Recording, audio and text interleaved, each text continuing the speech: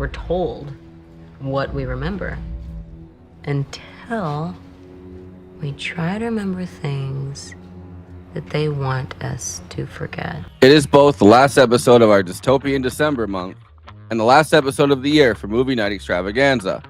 And after doing some pretty bleak and depressing movies for this whole month, Brazil, Akira, City of Lost Children, Children of Men, and Blade Runner 2049, we're going to end this on a slightly less depressing movie.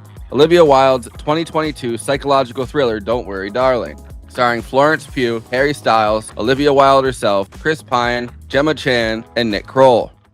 Jack, it's okay. I'm curious to hear where she's going with this.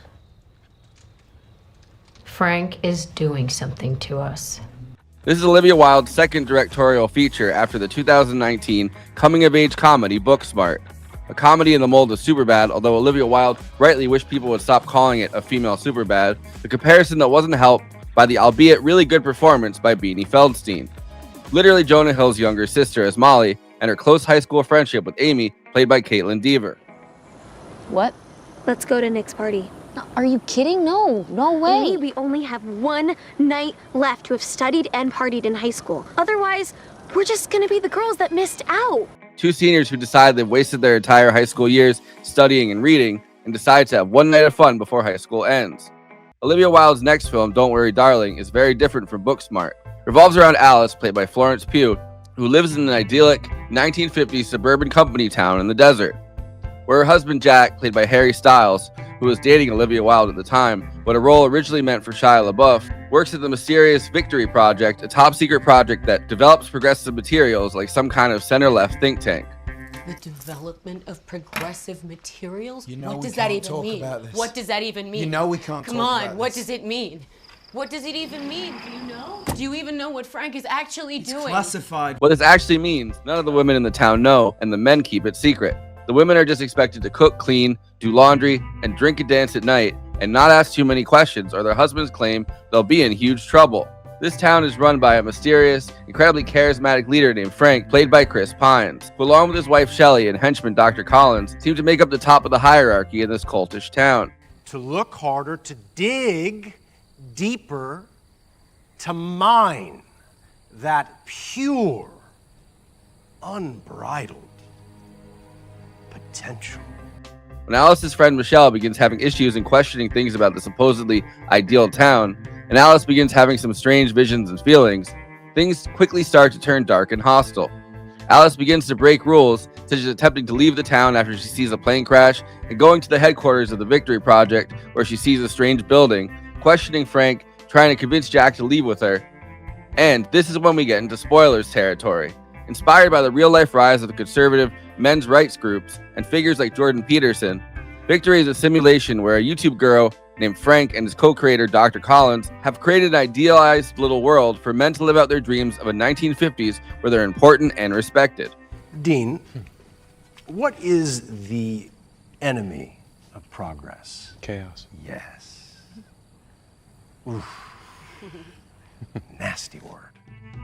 And the woman of their choice is forced into the simulation as their loving housewife, living out a trad lifestyle with a dutifully submissive wife and perhaps some holographic simulated children.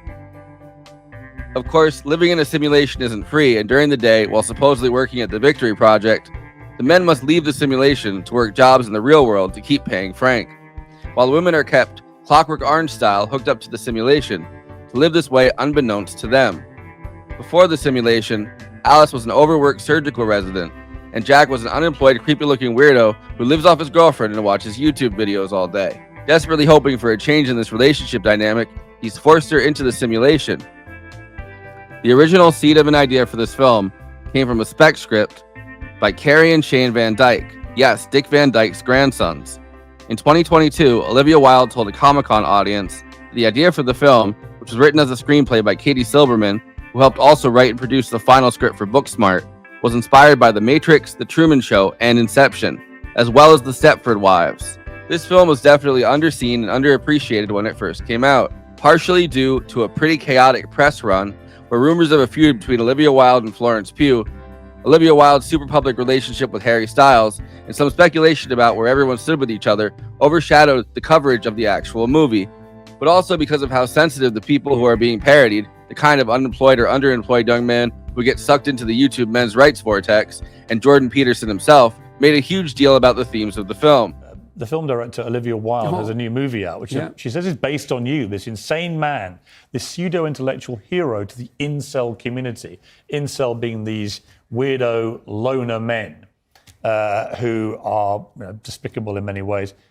Is that you? Are you the intellectual hero to these people? Sure, why not?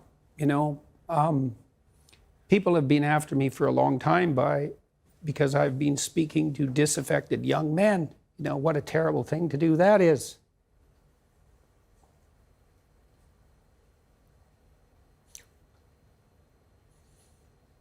I thought the marginalized were supposed to have a voice. Special shout out to friend of the show, Katie Byron, who also worked on Booksmart and came on for that episode when we covered it. Production designer on this film, who went above and beyond creating this little simulated world. It's an interesting film, designed in a really cool way, and with some themes that unfortunately are only going to get worse as we enter the second Trump era. Chosen nationality, British. Chosen wife, Alice Warren. Pre-existing relationship, yes.